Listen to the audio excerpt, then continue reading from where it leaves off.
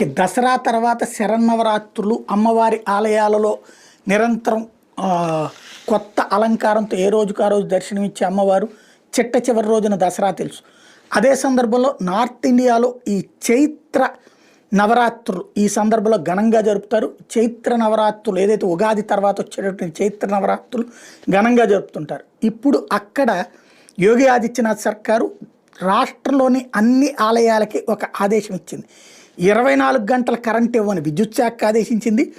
రాష్ట్రంలో ఉన్నటువంటి 75 జిల్లాల్లోని అన్ని ఆలయాలకి కూడా 24 గంటల పవర్ ఇవ్వమంది.